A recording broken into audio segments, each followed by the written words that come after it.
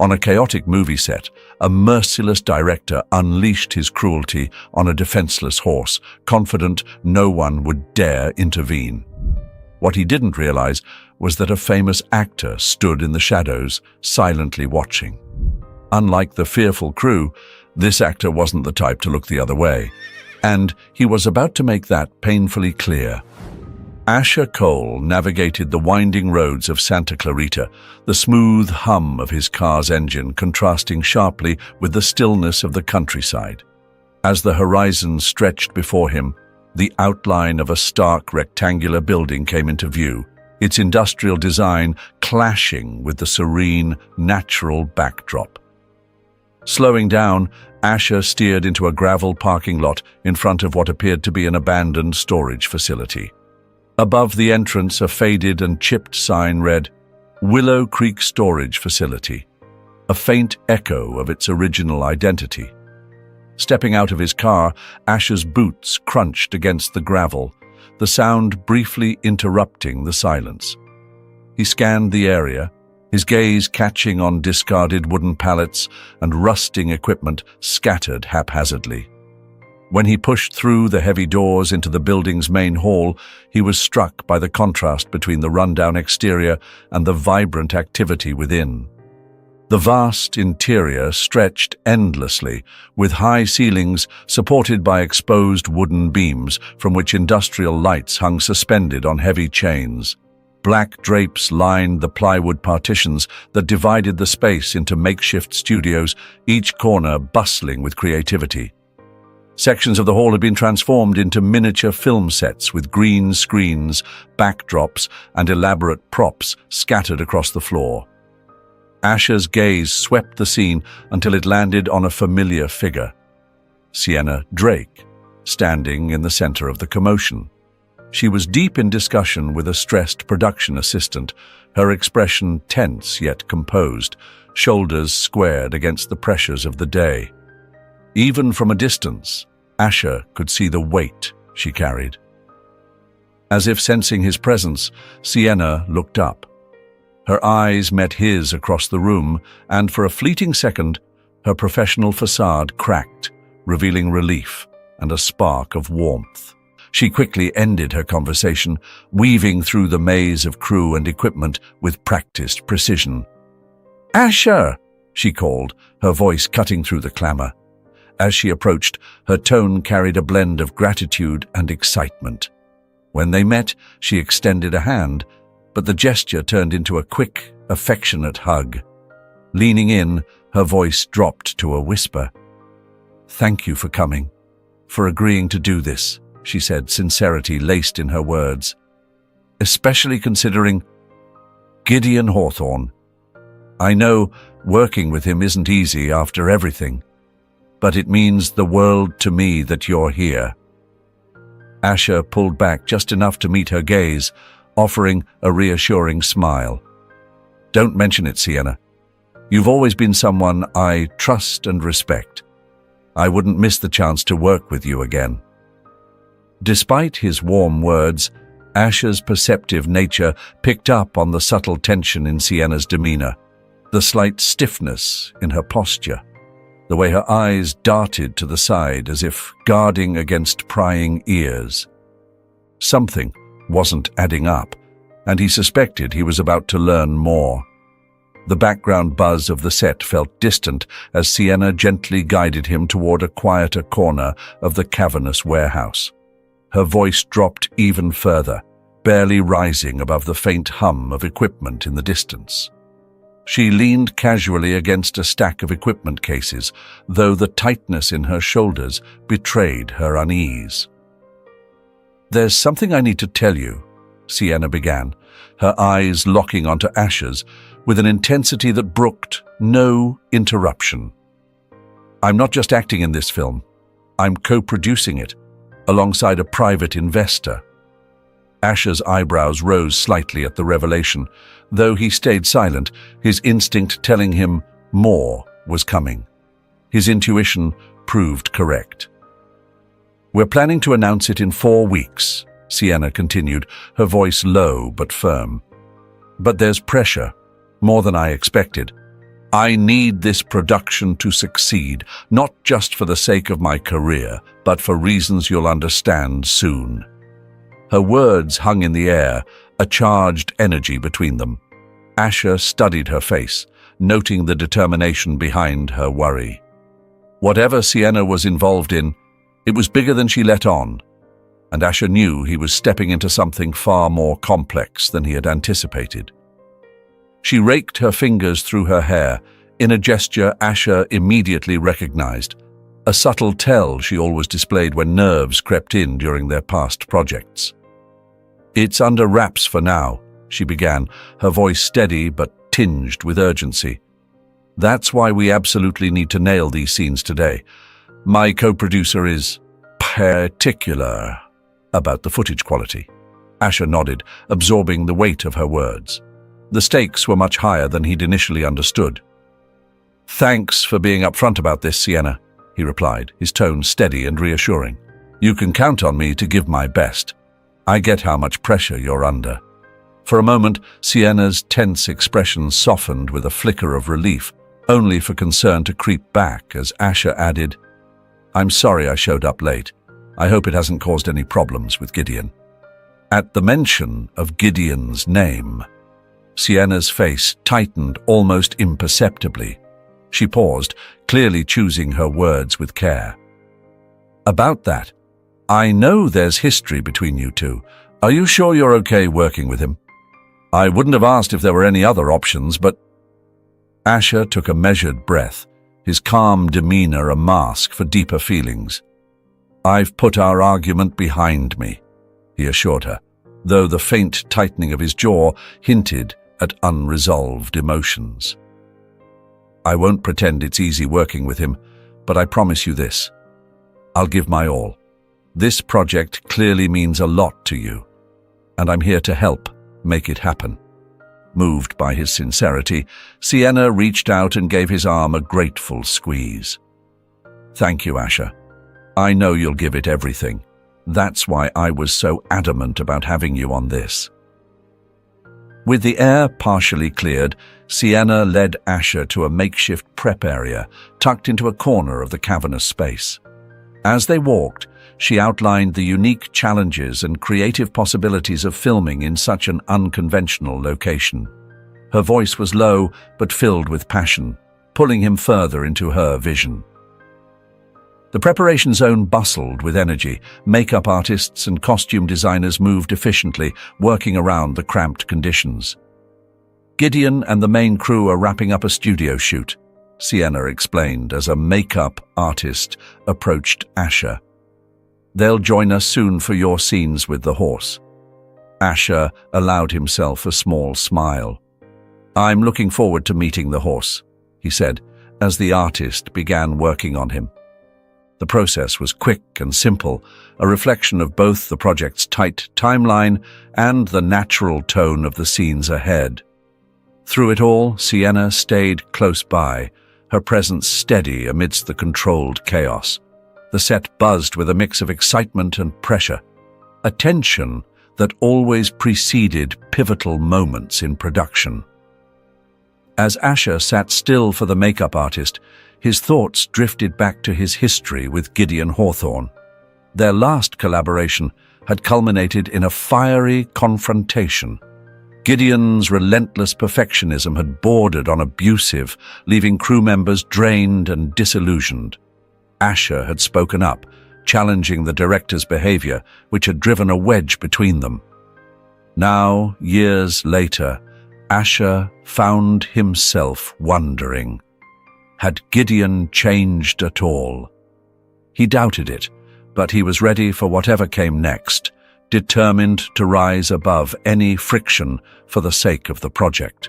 The afternoon unfolded swiftly, and soon Asher found himself being led outside, leaving the dim, cool interior of the warehouse for the sunlit expanse beyond. The transition was sharp, the brightness forcing him to blink and adjust his vision. Ahead lay a small, fenced-in area where a stunning brown horse stood, its muscular frame shimmering under the warm sun as it drank from a trough. This had to be Luna, his equine co-star for the upcoming scenes. Two men stood nearby, their focus on the horse. As Asher approached, one of them stepped forward with a friendly smile and an outstretched hand. "Mr. Cole," the man greeted warmly, his voice tinged with a slight accent. "I'm Javier, the animal caregiver for the production. It's a pleasure to meet you." He gestured toward his companion, a younger man whose weathered face spoke of countless hours outdoors. "And this is Richelle. He's from the farm where we rented Luna." Asher shook hands with both men, his gaze repeatedly drawn to Luna. There was an undeniable grace about her, a quiet yet commanding presence that exuded dignity. Drawing from his experiences with horses, both through film roles and personal passion, Asher began to approach her with deliberate, unhurried movements. His posture was open, his every step calculated and calm, signaling a non-threatening demeanor. Asher understood how critical this first encounter was. Horses, as he well knew, were highly intuitive creatures, and the trust established now would lay the groundwork for the collaboration ahead. Observing him closely, Javier retrieved a small pouch from his jacket. "We brought some treats for her," he said, offering Asher a handful of carrot sticks and apple slices. "This should help break the ice." Grateful, Asher accepted the treats with a subtle nod of appreciation and continued his careful approach. In soft, soothing tones, he began speaking to Luna as he closed the distance between them. "Hello, beautiful," he murmured, his voice low and steady. Luna's ears twitched forward, her deep brown eyes locking onto Asher with a perceptive curiosity. "We're going to be partners today. I hope we can be friends." Holding out a piece of carrot on his flat palm, he allowed Luna to make the first move. She paused, her nostrils flaring slightly as she caught the treat's scent, then gently nibbled it from his hand. As she chewed, Asher continued his quiet monologue, complimenting her beauty and sharing his hopes for their partnership in simple, reassuring phrases. To an outsider, the act might seem overly sentimental, but Asher understood that this bond was essential, not just for trust, but for their shared performance. The moment was serene, a stark contrast to the lively hum of activity within the warehouse behind them. Asher felt a wave of calm settle over him as he stroked Luna's neck, his natural connection with animals shining through in every careful movement and word. Offering her a slice of apple, he smiled when her velvety lips brushed his palm. The peaceful exchange was unexpectedly interrupted by Gideon Hawthorne's arrival, his presence shifting the atmosphere like a gust of wind. "Ah, Asher," Gideon called, his overly cheerful voice cutting through the stillness. "I see you've met our star." Asher turned, maintaining one hand on Luna's neck to comfort the horse and steady himself. "Gideon," he replied, his tone polite but measured. Gideon strode closer, his grin not quite reaching his sharp eyes. A man in his late 50s, Gideon's appearance, complete with salt and pepper hair and a golfer's tan, betrayed a preference for country clubs over film sets. "I wanted to apologize for our past misunderstandings," he said, his tone rehearsed. "Water under the bridge, right?" Before Asher could respond, Gideon clapped his hands, his demeanor abruptly shifting to one of brisk efficiency. "Now, let's get started. We're on a tight schedule, and the light won't wait for us." "Of course," Asher agreed, his calm unwavering. "Where are we shooting?" Gideon gestured vaguely toward the horizon. "The outdoor scene is set at Willow Creek Farm, just a 10-minute walk from here. The crew is already setting up." As the team began loading equipment into production vehicles, an idea came to Asher. Glancing at Luna, then back at Gideon, he suggested, "Instead of transporting her in the truck, what if I ride her to the farm? It'll save time and help her get more comfortable with me." Gideon's reaction was immediate, a barely concealed roll of his eyes, accompanied by a muttered, "This isn't a petting zoo." Realizing he'd spoken too loudly, he forced a strained smile, masking his irritation. "Fine, but make it quick," he said curtly, already turning to bark orders at a passing crew member. Noticing the director's hesitation, Asher quickly stepped in. "It could help us bond. So when we get to the farm, we can dive straight into the scene.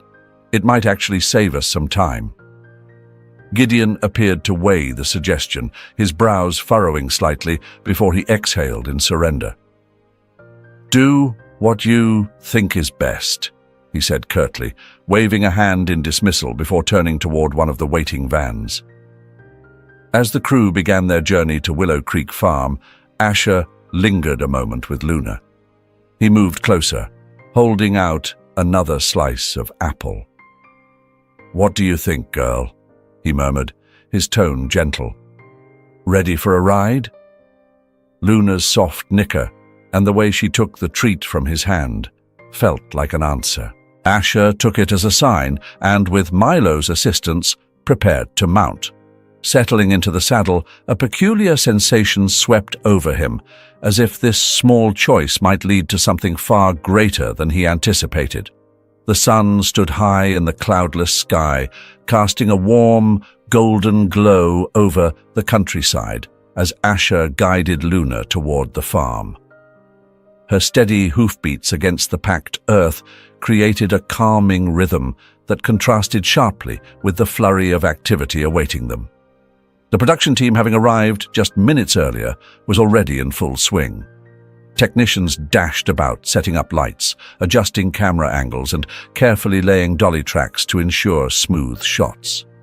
The air thrummed with a mixture of urgent instructions and lively chatter, the kind of organized chaos Asher knew all too well from years on set.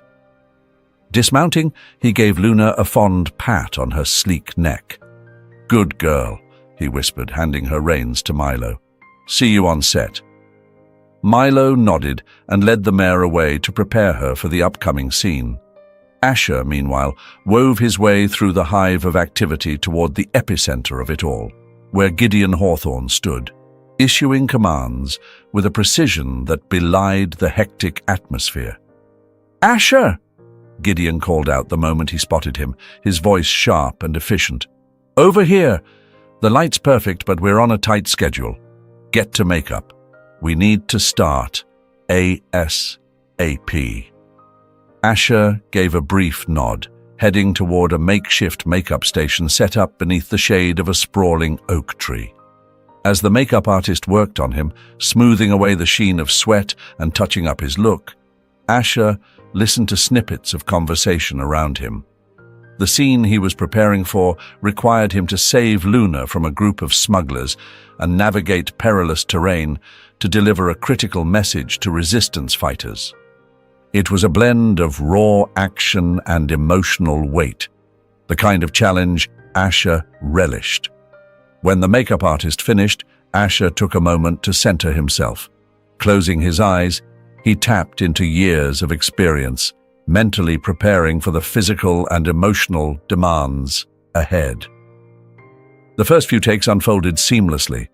Asher, with his extensive knowledge of horses both on and off screen, handled Luna with a natural ease. The camera captured their graceful movements across sunlit fields, the golden hour adding an almost ethereal quality to the shots. Gideon, watching the footage on a monitor nearby, muttered, "Good, good," more to himself than anyone else. "Let's move on to the tougher terrain." As they transitioned to scenes featuring uneven gravel paths and shifting sandy patches, complications arose. Luna, who had been cooperative throughout the initial takes, suddenly balked at certain spots. Her movements grew hesitant, forcing Asher to constantly adjust his riding to keep her aligned with the marks. "Cut!" Gideon's voice, sharper now with irritation, sliced through the air for what felt like the 100th time. His frustration was evident as he marched toward Asher. "What's going on?" You said you could handle this horse." Asher slid off Luna, his brows knitting together with concern. He ran a hand along the mare's side, his mind racing to pinpoint what might be troubling her. "It's not her fault," he said, his voice calm but firm. "She's picking up on something. Let me try again." Asher ran a calming hand along Luna's neck, his touch gentle yet searching as he felt the tension rippling through her muscles. "Something's off," he said, his voice steady but edged with concern. "She's acting too skittish. It's not like her." His words barely settled in the air before Luna suddenly reared, releasing a distressed whinny that echoed across the set. Asher reacted instinctively, narrowly avoiding her thrashing hooves, his pulse pounding as he realized just how close he'd come to disaster. "That's enough," he said firmly, his voice resolute. "We need to stop and figure out what's going on with her. This isn't safe. For me, the crew, or especially Luna." The declaration hung heavy in the air, met with a tense silence. Gideon's face twisted in frustration, his jaw tightening as he glanced at the gathered crew. The weight of the situation was undeniable, and after a moment, he threw up his hands in defeat. "Fine," Gideon barked, his words clipped with barely controlled anger. "But make it quick, we're already behind schedule." Asher barely acknowledged him, already turning back to Luna with a steadying touch. Nearby, Milo and a few of the farmhands hovered anxiously, their faces etched with worry. "Could you check on her?" Asher asked, directing his question to one of them. "You know her, and she's familiar with this place. Maybe you can figure out what's wrong." Before anyone could respond, Gideon's sharp voice cut through. "No, absolutely not," he snapped, shaking his head with conviction. "We're not leaving the welfare of the film's star to a bunch of stable hands. We'll take her back to the warehouse and have our vet handle it there." Asher frowned, uneasy with the idea of moving Luna in her current state. "What if we had the vet come here?" he suggested, his tone carefully measured. "It would be easier on Luna, and we could get back to filming faster."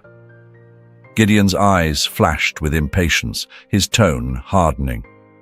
"I'm the director," he shot back, his voice rising. "I decide how we handle this. The horse can walk. She's not broken. We're taking her back to the warehouse, and that's final." The tension was palpable, and Asher could feel the eyes of the crew darting nervously between him and Gideon. Just then, Sienna, who had been quietly observing, stepped forward, her voice calm but assertive. "Gideon," she began, her tone steady, "I appreciate how invested you are in Luna's care. It's clear you're trying to ensure everything is done right, but moving her now, when she's already distressed, could make things worse. Let the farmhands handle her for the moment. We can work on other scenes while they look after her." Gideon's jaw tightened, his frustration boiling over. "No," he insisted, his voice cold. "I want the vet to see her myself. This horse has already caused enough trouble, and if I'm putting money into this, I need to know what's happening firsthand." The weight of his words deepened the silence on set. Asher glanced around, catching Sienna's worried expression. He hesitated, knowing he could push back, but the memory of previous clashes with Gideon gave him pause. Stirring up more conflict could jeopardize the entire production, and for Sienna, this film carried too much at stake. With a resigned sigh, Asher nodded. "All right," he said quietly, his voice calm despite the unease gnawing at him. "Let's go back to the warehouse. Milo and I will come with you. The rest of the crew can stay and prepare for the next scene." Gideon muttered something under his breath and declared a 30-minute break, leaving the crew to pack up their equipment. Asher stayed by Luna's side, his hand never leaving her neck. A heavy sense of dread settled over him. The feeling that this choice to return to the warehouse would lead to consequences none of them could foresee. The ride back to the warehouse was somber and silent. Asher rode in the transport truck beside Luna, his hand resting gently on her neck, offering whatever comfort he could as the vehicle jolted over uneven roads. Each bump in the journey only deepened his unease, leaving him wondering what awaited them at their destination. The horse's discomfort was unmistakable. Luna's muscles rippled under Asher's steady hand, reacting to every lurch of the vehicle. As the convoy rolled into the gravel lot outside the warehouse, Gideon was the first to leap out of the leading car. His impatience radiated in every clipped stride as he headed toward the warehouse entrance. Asher gently led Luna out of the trailer, noting how she hesitated, her unease growing with every passing second. At the rear entrance, Dr. Evelyn Porter, the production's veterinarian, waited with an air of calm authority. Her expression was one of quiet concern, her practiced gaze already assessing Luna's condition from afar. "Let's get her into the exam room," Dr. Evelyn said, her voice steady and reassuring. Inside, Asher felt a wave of unease as he observed Gideon's handling of Luna. His grip on the lead rope was unnecessarily firm, his harsh commands eliciting visible distress from the horse, her ears pinned back in protest. Asher clenched his jaw, keeping his thoughts to himself as they maneuvered into the examination area. Once inside, Dr. Evelyn set to work with a methodical precision, her hands moving over Luna's frame as she inspected every muscle and joint. The tension in the room grew with each passing moment. Asher hovered nearby, his gaze fixed on Luna as the veterinarian's brow furrowed deeper with every discovery. After several minutes, Dr. Evelyn straightened and delivered her findings. "There are multiple concerning injuries," she announced, her voice cool but firm. Gideon, lingering on the edge of the room, immediately interjected. "It must have happened during one of the shoots," he said quickly, his words rushing out. "You know how these productions can be. Accidents happen." Asher frowned, replaying the day's events in his mind. "There was a moment she bumped into something," he offered cautiously, though doubt nagged at the edges of his thoughts.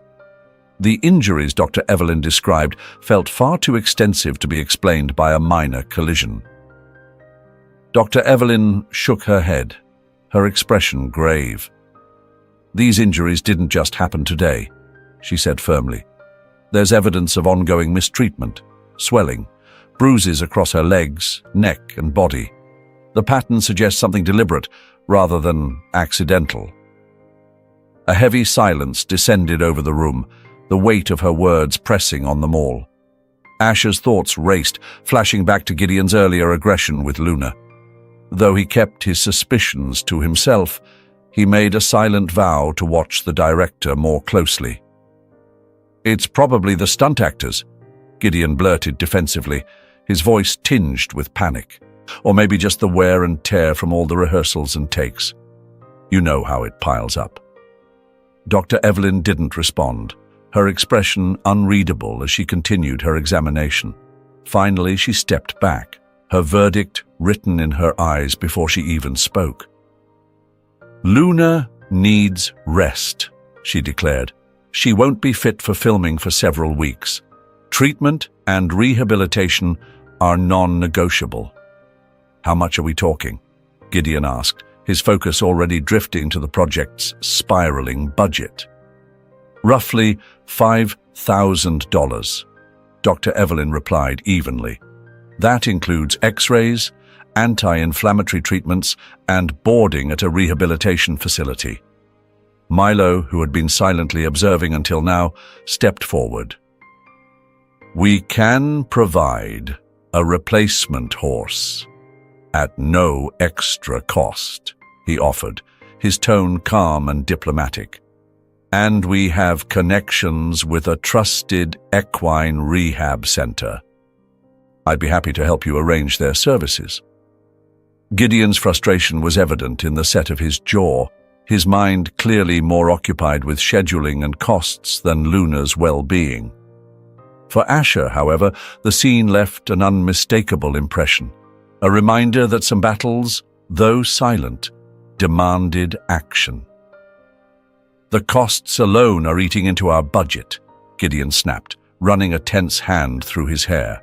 "And let's not forget, we're wasting perfectly good shots and have to redo everything.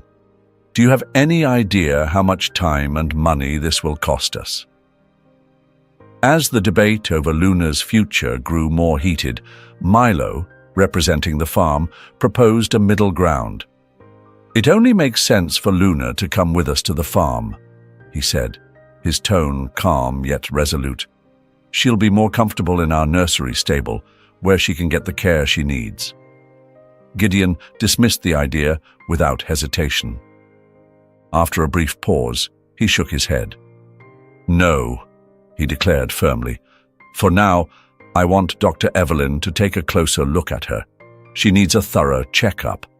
The sight of her looking unwell is already affecting everyone, even the replacement horse." Dr. Evelyn nodded, though there was a flicker of unease in her expression. Moving toward Luna, she gestured for the horse to follow her to the open stable at the rear of the warehouse. To everyone's surprise, Luna resisted, digging her hooves in and growing visibly distressed. Asher, who had been silently observing, broke his silence. "Maybe the heat's getting to her," he suggested evenly. "Let's keep her in the main hall where we've got portable fans and air conditioning. It'll be cooler and more comfortable." Gideon's face flushed with frustration. "Are you out of your mind?" he snapped, his voice rising. "The horse stays in the back stable, outdoors. There's too much risk of her damaging the equipment if we keep her inside. Do you have any idea how much that gear costs?" Asher's patience frayed as he retorted, "This was your idea, Gideon. You're the one who insisted on bringing her here. If we'd handled this at the farm, things could have been much simpler and cheaper." Caught off guard by Asher's direct challenge, Gideon's face deepened in color. He opened his mouth to fire back, but stopped short. "I need a minute," he said curtly. "Do whatever you need to keep things under control, but if anything happens to the equipment, Asher, you're footing the bill." With that, he spun on his heel and marched off. Seizing the moment in Gideon's absence, Asher and the others carefully guided Luna into the main hall. The large space, cooled by whirring fans, immediately seemed to ease the horse's distress.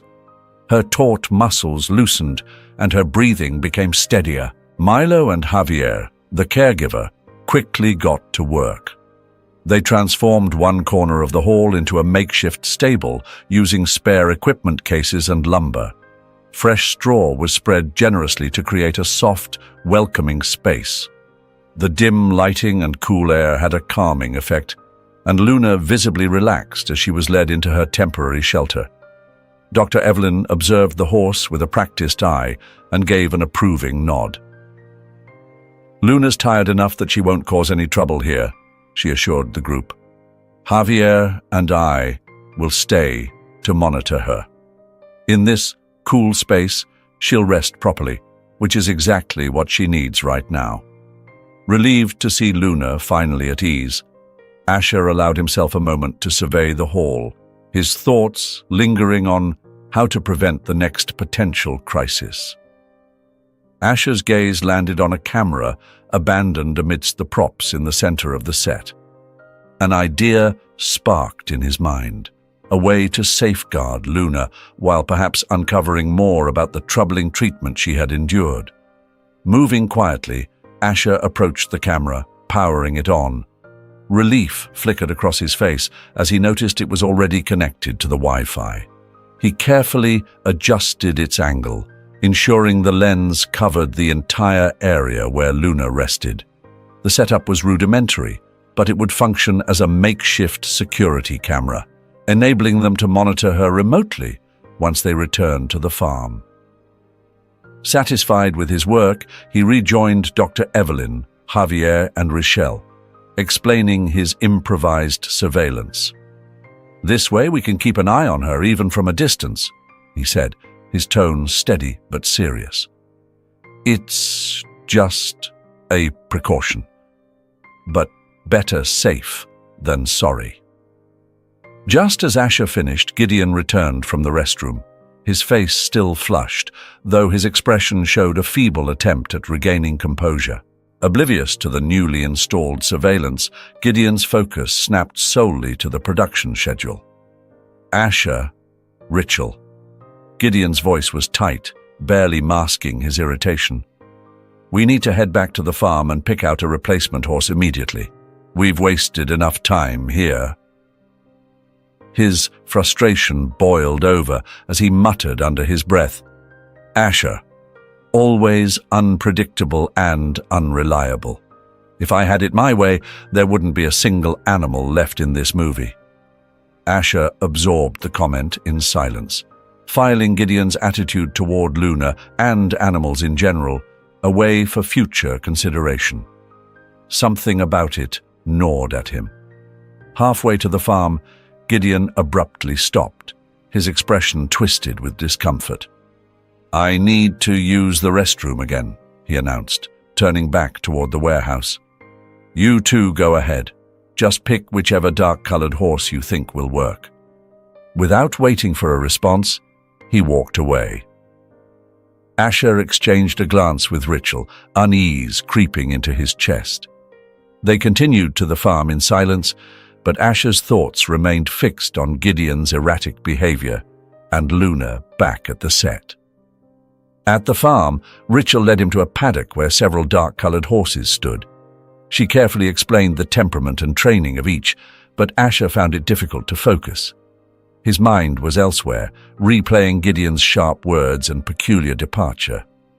The hours slipped by, and Asher eventually selected a horse named Nimbus, a sleek black stallion with a calm demeanor. He checked his watch and frowned. Too much time had passed since Gideon had headed back to the warehouse. Asher pulled out his phone and dialed the director's number, but his calls went unanswered. "Is everything all right, Mr. Cole?" Rachel asked, noticing his distraction. Asher hesitated, then admitted, "I'm not sure. Gideon's been gone for quite a while now. I think I need to go check on him." Rachel nodded, her face thoughtful. "Of course. Would you like me to come with you?" Asher shook his head. "No, stay here and prepare Nimbus for the next scene. I'll be back soon." The warehouse was eerily quiet as Asher returned, his footsteps echoing off the concrete floors. His first stop was the restroom, but as he feared, it was empty. Gideon was nowhere to be found. Growing more alarmed, Asher searched for Dr. Evelyn and Javier. He found them in a small break room, seated over cups of coffee, engrossed in a conversation about Luna's condition. "Have either of you seen Gideon?" Asher asked, doing his best to keep the concern out of his voice. Both shook their heads.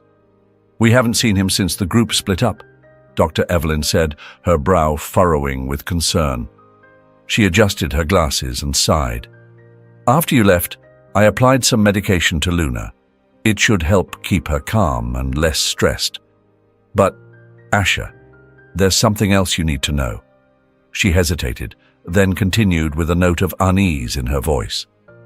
"Upon closer inspection, I found signs that Luna has been recently malnourished." Javier's expression darkened.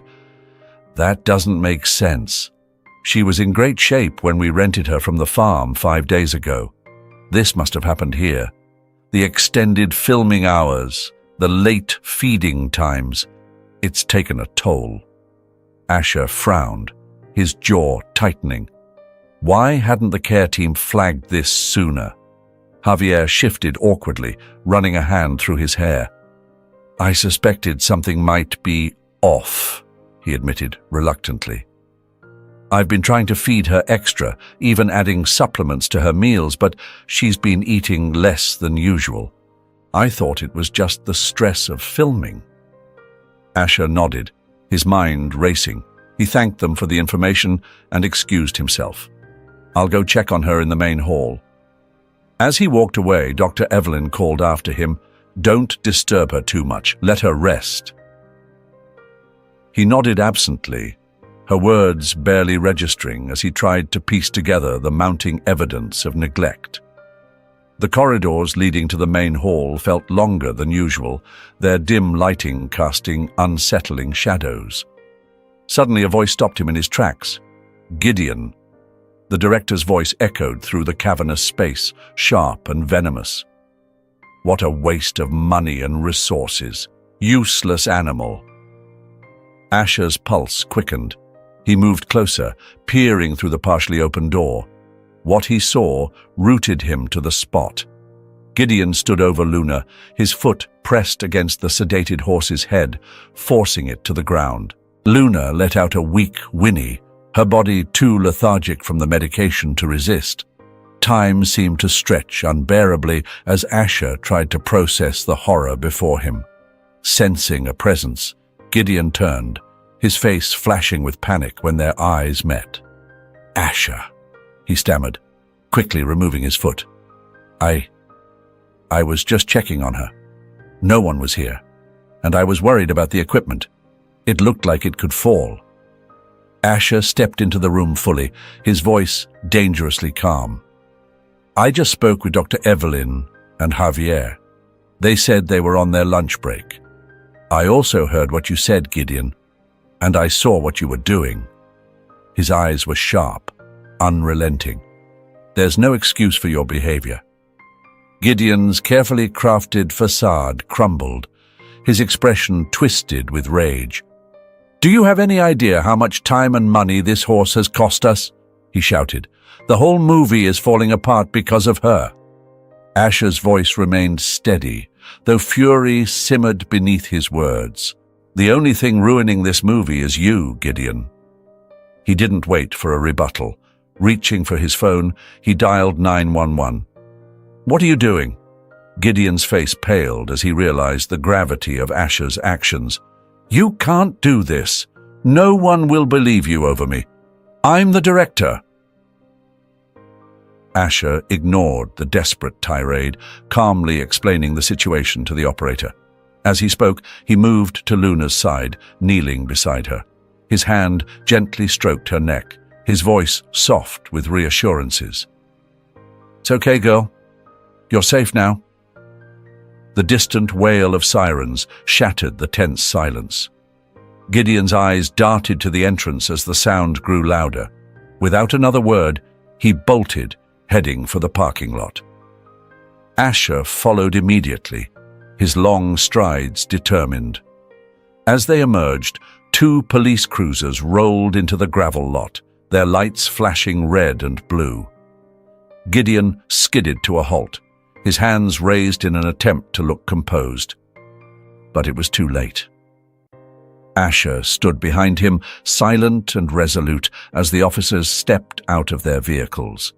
The truth would come to light, and there was no escaping the consequences now. Gideon was the first to reach the officers, his words tumbling out in a breathless cascade of panic. "Officers, thank goodness you're here!" he exclaimed, gesturing wildly in Asher's direction. "This man is trying to sabotage my film. We've had conflicts before, and now he's throwing out these wild accusations about animal abuse to derail me." The officers' gazes shifted between the 2 men, their expressions calm and unreadable as they took in the scene. Asher, in stark contrast to Gideon, stood composed, his hands visible and his demeanor carefully neutral. "Why don't you explain what's happening, sir?" one of the officers asked Gideon, his tone steady yet tinged with skepticism.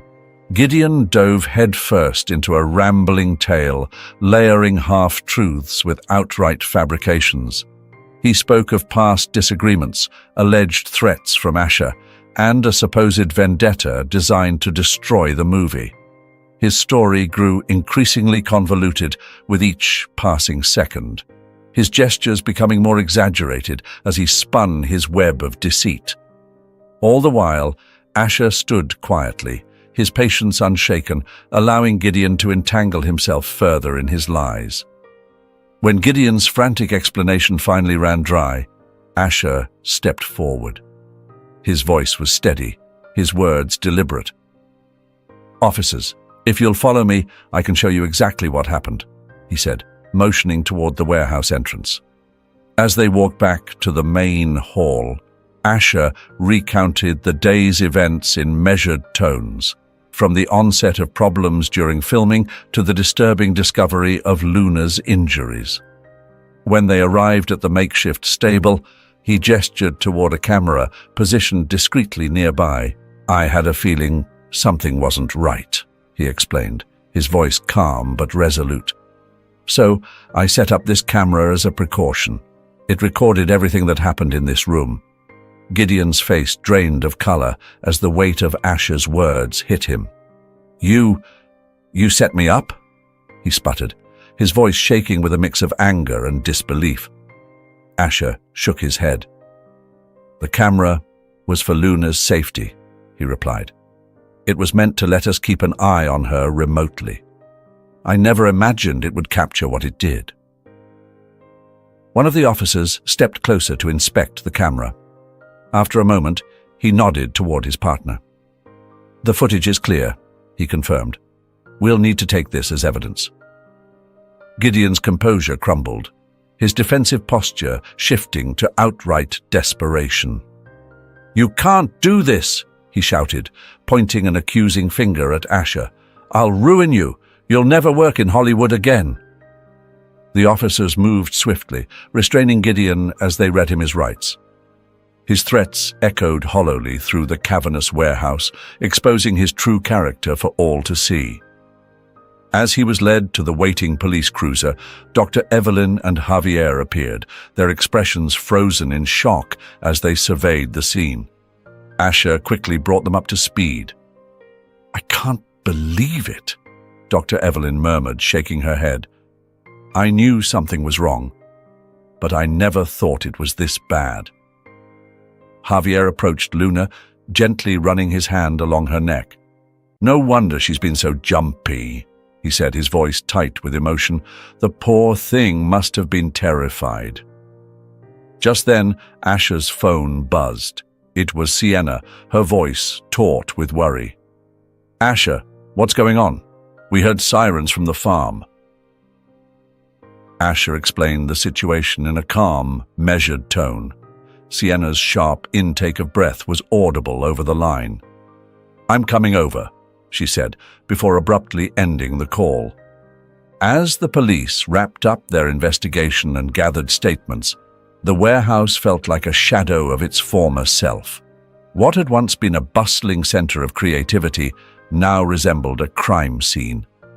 The day's filming was effectively over, and the future of the production hung in the balance. But as Asher glanced over at Luna, now resting peacefully under Dr. Evelyn's attentive care, he felt a profound sense of relief. No matter what became of the film, they had averted a much greater tragedy. The next few hours passed in a blur of official activity. Officers came and went, collecting evidence and finalizing reports. Asher found himself recounting the day's events over and over, his voice steady even as exhaustion crept in. Through it all, the warehouse seemed to echo with the lingering tension of the day's events, a stark reminder of the chaos they had narrowly escaped. He recounted his initial suspicions, the growing signs of abuse, and the moment he decided to set up the camera. Each retelling weighed heavier, grounding the reality of what had transpired. As the afternoon stretched on, more of the production team gathered, pulled in by the shocking news of Gideon's arrest. Their reactions ranged from disbelief to anger to profound sorrow. Sienna arrived in a hurry, having rushed over from the farm. She stood close to Asher, her face pale with anxiety. "I just can't believe it," she murmured, shaking her head. "How did we miss this?" Asher placed a steady hand on her shoulder, his voice low but resolute. "Gideon was careful. he said. He made sure no one else was around when it happened. But what matters now is that we stopped him, and Luna is safe. As if summoned by his words, Dr. Evelyn approached them, her expression shadowed with concern. "I've done a more thorough examination of Luna," she began. "The extent of her injuries is worse than I initially thought. She's going to need intensive care and rehabilitation." Sienna's shoulders sagged at the weight of the news. "The budget," she started, but Asher cut her off firmly. "I'll cover all her treatment and therapy," he said without a second's hesitation. "Whatever she needs, for as long as it takes." Sienna looked at him, astonished. "Asher, you don't have to—" she began, but he interrupted gently. "The production's future is uncertain right now," he said, his tone firm but kind. "But Luna needs immediate help, and that can't wait. This is the right thing to do." Sienna's eyes filled with tears as she nodded. "Thank you," she whispered. "I'll talk to my co-producer about the film. Maybe we can salvage something." With that, she stepped away to make some calls. As she left, Caleb Winslow, the owner of Willow Creek Farm, arrived. His weathered face was marked with worry as he approached Asher. "Mr. Cole," he said, extending a hand, "I'm Caleb Winslow. I can't thank you enough for what you've done for Luna. She's one of our gentlest horses, so adaptable and kind. To think she's been going through this—" Asher shook his hand firmly, meeting his gaze. "I'm just glad we found out when we did," Asher said. "How long have you known Luna?" Caleb's expression softened as he spoke. "We've had her since she was a foal," he said. "Trained her ourselves. She's always been special." His face darkened, his worry evident. "But I'm concerned about what this might do to her, especially her trust in people." Dr. Evelyn, who had been listening, joined the conversation. "It won't be easy," she admitted. "But with the right care and patience, there's hope. Horses are incredibly resilient." She outlined the extensive care Luna would need, from physical therapy to careful handling to mitigate the psychological toll.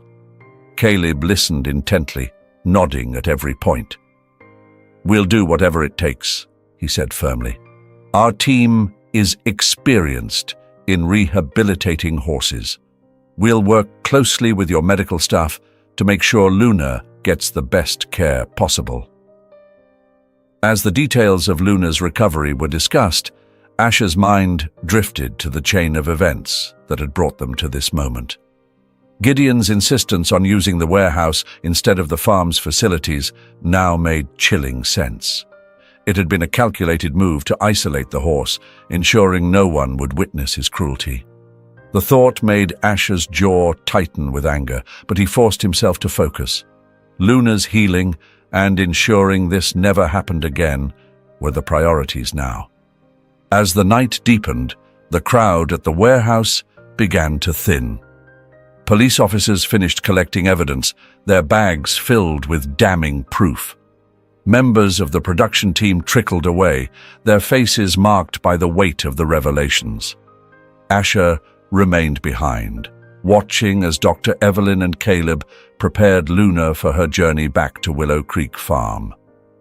The horse appeared calmer now, her trembling subsiding as if sensing that the nightmare was finally over. As Luna was carefully loaded into the transport trailer, Asher stepped closer, unwilling to let the moment pass without a final word. He gently ran his hand along her muzzle, his voice low and soothing. "You're going to be all right, girl," he murmured, his tone tender and steady. "You're safe now." Luna responded with a soft nicker, her dark eyes meeting his with a glimmer of recognition that seemed almost human. In that brief moment, their connection felt unspoken yet undeniable, a bond forged in the midst of chaos and pain. Choosing to follow the trailer in his car, Asher trailed behind as it rolled out of the warehouse lot.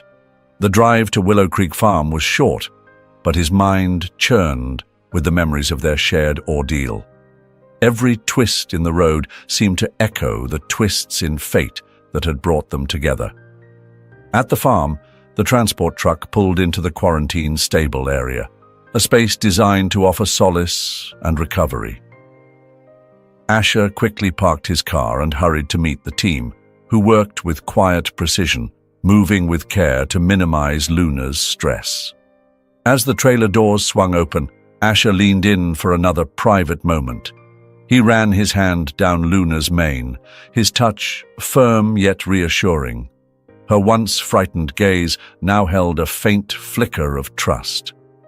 "Hey, beautiful," he whispered, his voice barely audible over the soft rustle of hay. "You're home now. You're safe." He paused, letting the words sink in for both of them. "It's been a tough day, but you've shown such courage."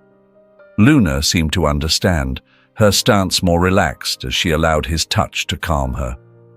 Asher turned to Caleb, the farm's caretaker, who stood nearby overseeing the operation. "Would it be all right if I visited her from time to time?" Asher asked, his voice tinged with vulnerability.